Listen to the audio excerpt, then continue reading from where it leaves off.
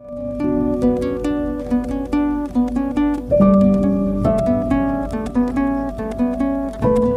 علیکم۔ حیرت کردہ سیریز میں جو کہانی میں آپ کے لیے لے کر آئی ہوں اس کا عنوان ہے سرور جاوداں، فضل حسین کلیل۔ اپنے لڑک پن کا ایک سچا واقعہ نظر قارئین کرنے سے پہلے اتنی گزارش ضروری سمجھتا ہوں کہ میں حقیر پرتقصیر بندہ ہوں اور میرا شمار بالکل عام قسم کے انسانوں کے زمرے میں ہوتا ہے۔ میں خود کو اللہ کی برگزیدہ اور پاک باز ہستیوں کی خاک پا کے برابر بھی نہیں سمجھتا۔ شاید میں الفاظ میں اپنے واقعے کی صحیح توضیح نہ کر سکوں، مگر خدا شاہد ہے یہ واقعہ بالکل حقیقت پر مبنی ہے اور اسے اپنے ضمیر کی روشنی میں قلم بند کرتے ہوئے میں اس کے جھوٹ اور سچ کا ذمہ دار ہوں۔ یہ جون یا جولائی کی ایک حد درجہ تپتی ہوئی دوپہر کا واقعہ ہے۔ میری عمر اس وقت 13-14 سال کے درمیان ہوگی۔ اس دن گھر میں کھانا پکانے کے لیے ایندھن نہیں تھا اور ہمیں لکڑیاں لانے کے لیے جنگل میں بہت دور جانا پڑتا تھا۔ دیہات میں ایسے ہی ہوتا ہے۔ میں نے رسی اور پگڑی سنبھالی اور امی کے منع کرنے کے باوجود اکیلا ہی نکل گیا۔ اپنے گاؤں کے مغرب کے رخ چند فرلانگ سے پہاڑی سلسلہ شروع ہو جاتا ہے۔ عمودی چٹانوں کی ایک نیچی سی دیوار جو مغرب کی سمت بڑھتی ہے اس کی اونچائی میں اضافہ ہوتا چلا جاتا ہے۔ اس اونچی نیچی دیوار کے متوازی ایک ٹوٹا پھوٹا سنگلاخ تنگ اور خاردار راستہ میلوں کی مسافت تک طویل ہے۔ راستے کی بائیں سمت ڈھلوان ہے جس کی نصف میل نیچے 5-6 میل شرقاً غرباً پھیلی ہوئی ایک تنگ سی وادی ہے۔ اس کے مشرق کے سرے پر ہمارے علاقے کا معروف قصبہ ڈھلوال ہے جس علاقے کے تقریباً 20 دیہات میں صدر مقام کی حیثیت حاصل ہے۔ وادی کے اختتام پر مغرب کی طرف ایک بلند اور مستہ پہاڑی پر پاک و ہند کے نامور پائلٹ M.K. جنجوعہ مرحوم کا گاؤں ملوٹ واقع ہے۔ جب پاکستان مارچ وجود میں آیا اس وقت جنجوعہ مرحوم ایئر کموڈور تھے۔ گاؤں سے کوئی 2 میل کی دوری پر پہنچتے پہنچتے دن کے تقریباً 10 بجے کا وقت ہو گیا تھا۔ جس مقام پر پہنچ کر میں نے لکڑیاں چن چن کر ایک ہموار جگہ اکٹھی کرنی شروع کی تھی، ہم اسے ڈخنیر یا ڈھکنیر کہتے ہیں۔ مجھ پر اس دن پڑنے والی افتاد اور بپتا کا اصل آغاز یہیں سے ہوتا ہے۔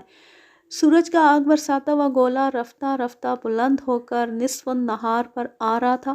اس کی آتشی شعاؤں کے تیر مسلسل سینہ زمین پر پیوست ہو رہے تھے۔ دھوپ کی تماست میں ہر لحظہ اضافہ ہو رہا تھا۔ ہر طرف بکھری ہوئی بڑی بڑی چٹانیں دہکتے ہوئے الاؤ میں بدل چکی تھی۔ ہوا بالکل بند تھی۔ فضا میں بلا کا حبس تھا۔ موسم کی قہرمانی طاقت پوری آب و تاب سے غیظ و غضب کا مظاہرہ کر رہی تھی۔ وہاں چند مویشیوں کے علاوہ دور دور تک کسی اور ذی روح کا پتہ نہ تھا۔ یہ مویشی موسم کی مار سے گھبرا کر خاردار جھاڑیوں میں گھس کر پناہ لینے کی سعی کر رہے تھے۔ پانی کی دستیابی کا تو وہاں تصور بھی نہ تھا۔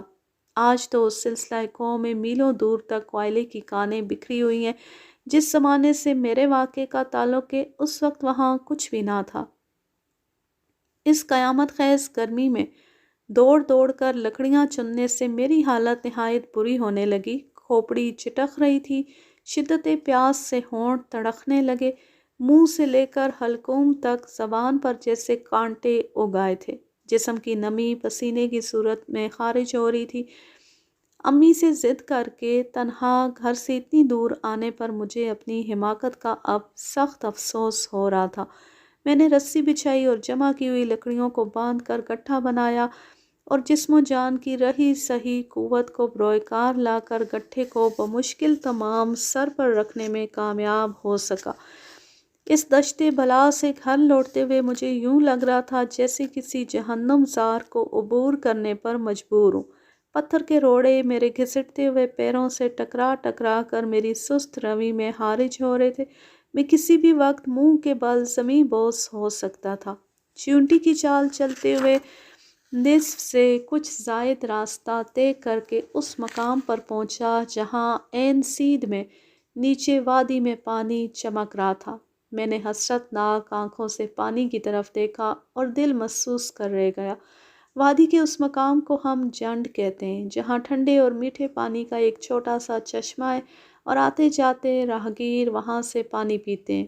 چشمے کا فاضل پانی بہہ کر ایک گڑھے میں جمع ہوتا رہتا ہے جو جانوروں کی پیاس بجھانے کے کام آتا ہے۔ جی میں آئی کہ لکڑیوں کا گٹھا وہیں رکھ کر نیچے چشمے پر جا کر پانی پی آؤں، مگر سوچا کہ منزل مقصود چشمے کی مسافت کے مقابلے میں کچھ زیادہ دور نہیں، اور اگر سفر جاری رکھوں تو چشمے پر پہنچنے کی دیر میں گاؤں کے نزدیک پہنچ جاؤں گا۔ ایمان کی بات یہ ہے کہ اب مجھے اپنی ہلاکت یقینی نظر آ رہی تھی۔ کانوں میں سیٹیاں سی بج رہی تھی، آنکھوں کی چمک بتدریج معدوم ہوتی جا رہی تھی، روح ہونٹوں کی طرف سمٹ رہی تھی۔ میں نے جی کڑا کر کے بدقت تمام قدم اٹھایا ہی تھا کہ اچانک میری دھندلائی ہوئی نگاہیں وادی کی جانب گئیں۔ ڈھلوال کی سمت سے دو مال بردار اونٹ نمودار ہوئے جو ملوٹ کی طرف جا رہے تھے۔ اگلے اونٹ کی مہار ساربان نے کندھے پر رکھی ہوئی تھی اور اونٹ اس کے پیچھے چل رہے تھے۔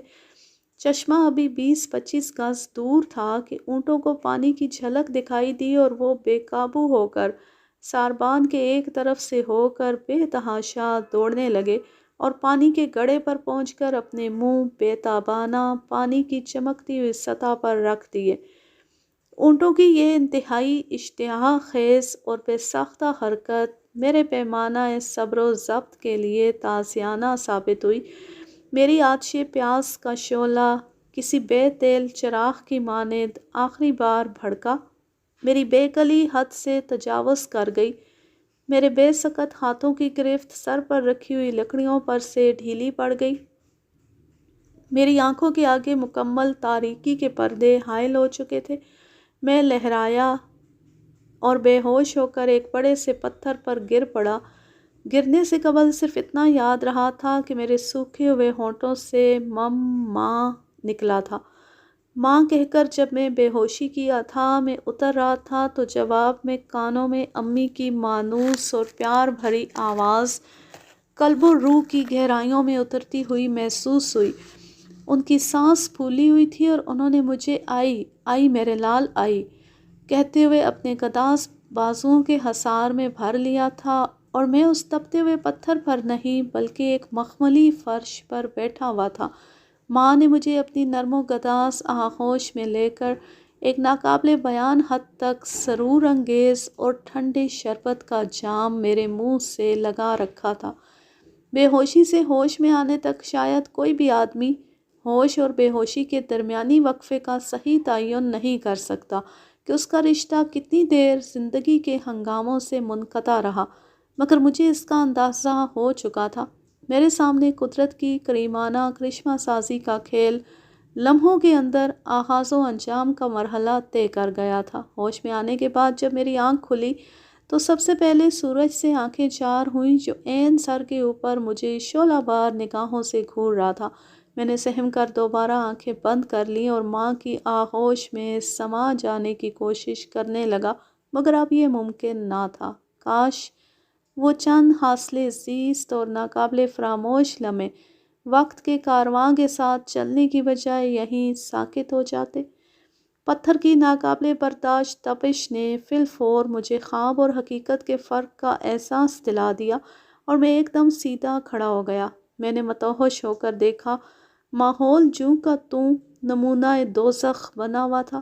پھر وادی کی طرف دیکھا، اونٹوں نے ابھی پانی پینے کے بعد گردنیں سیدھی کی تھیں اور اب وہ سروں کو جھٹک کر تھوتنیوں سے پانی کے قطرے جھاڑ رہے تھے۔ میں نے اپنے سراپے کا جائزہ لیا۔ میرا لباس سر تا پیر پسینے میں یوں شرابور تھا جیسے کسی نے ابھی مجھے تالاب میں غوطہ دے کر نکالا ہو۔ میرے جسم میں توانائی دوبارہ یوں بھرپور طور پر اود کر آئی تھی کہ زندگی میں پیشتر ازیں کبھی اس سے لذت یاب نہیں ہوا تھا۔ میرے جھلسے ہوئے جسم و جان پر ابر رحمت برس کر گزر چکا تھا۔ پیاس کا نام و نشان تک نہ تھا۔ میرے سوختہ لب پھول کی شبنم آلود پنکھڑیوں کی طرح تر و تازہ ہو چکے تھے۔ मुंह से लेकर हलक तक आलम खनूदगी में माँ के पिलाए हुए जामे शीरी की मिठास और शीरीनी अभी तक ताज़ा थी। लकड़ियों का गट्ठा लुढ़क कर चंद गज नीचे एक झाड़ी में अटका हुआ था।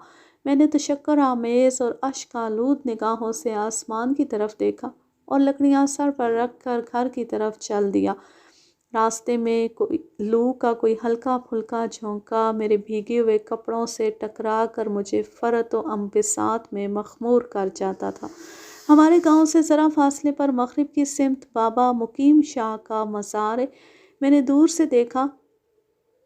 मज़ार के नज़दीक फुलाही के एक दरख्त के नीचे मेरी दो बहनें, एक मुझसे बड़ी और दूसरी छोटी, बैठी मेरी राह तक रही थी। उनके पास एक बर्तन रखा हुआ था। मैं करीब पहुंचा तो उनके चेहरे खुशी से चमक उठे और वो उठ खड़ी हुई। तुमने बहुत देर लगा दी, बड़ी बहन ने आगे बढ़कर कहा। हम सख्त फिक्रमंद थे। लो ये गट्ठा मुझे दे दो और तुम पानी पी लो। मुझे प्यास नहीं, मैंने मुस्कुरा कर जवाब दिया। ये पानी तुम दोनों पी लो और घर चलो। रास्ते में बड़ी बहन ने मुझे ये हैरान कुन बात बताई कि अभी थोड़ी देर पहले जब अम्मी सो रही थी तो उन्होंने कोई बड़ा ही डरावना ख्वाब देखा। वो ख्वाब में ज़ोर ज़ोर से चिल्लाने लगी, आई मैं आई। फिर हड़बड़ा कर चारपाई पर उठ बैठी थी। वो खौफ से थर थर काँप रही थी और पसीना पसीना हो रही थी। फिर उन्होंने हमसे कहा कि बाहर जाकर भाई को देखो, उसने देर कर दी है, और हम इधर आते हुए पानी भी साथ लेती आई। मैंने घर पहुंचकर लकड़ियां सहन में फेंकी और जो ही कमरे में दाखिल हुआ, अम्मी सरापा इस्तराब बनकर मेरी जानिब लपकी। उनकी ममता की आंखों में मुझे शफ़क़त, प्यार और बेचैनी का एक ऐसा दरिया मौजसन नज़र आया कि पहले ऐसा कभी नहीं देखा था। उन्होंने मुझे सीने के साथ भींच लिया था। मैंने इंतहाई अकीदत, मुसरत और हसरत से बखूर उनका चेहरा देखकर कहने की कोशिश की थी, अम्मी जान आप। उनके होंठों पर एक मैनी खैज तबस्सुम फैल गया। हाँ बेटा। और फिर अपने होंठ मेरी अर्क आलूद पेशानी पर रखते हुए सिर्फ इस कदर कहा था, बहुत दूर ना जाया करो बेटा। मैं बेहोशी में और अम्मी आलमे रोया में, हम दोनों यकसां जिस हैरत अंगेज़ कैफियत से गुजरे थे, यहाँ आमना सामना होने पर हमें अपने अपने एहसासात की तर्जुमानी के लिए कुव्वत गोयाई और अल्फाज का सहारा लेने की ज़रूरत ना थी। उस वक्त मेरा नन्हा सा जहन कशिश व कशफ के इस मामले को हल करने से कासिर था। अम्मी जान ने मुझे खाना दिया और यकीन कीजिए कि खाने के दौरान भी मैंने फ़कत निवाला निगलने के लिए पानी इस्तेमाल किया था, वरना उसकी एहतियाज ना थी। मैंने आगे चलकर ज़िंदगी में वक्तन फ़वक्तन मुख्तलिफ़ नूर ज़ायक़ों के मशरूबात पिए, मगर वो आबी शीरीं जो कुदरत के तवस्सुत से मुझे अम्मी जान ने पर्दा अख़फ़ा में पिलाया था, मैं उसकी लताफ़त, उसकी महक और सरूर को कभी फरामोश ना कर सकूँगा। इस कहानी का माख़ज़ है हिकायत जुलाई सन 1986। अब मैं लेती हूँ आपसे इजाज़त। जहाँ रहें खुश रहें, शादो आबाद रहें, हंसते मुस्कुराते रहें। अल्लाह हाफ़िज़। अल्लाह निगहबान।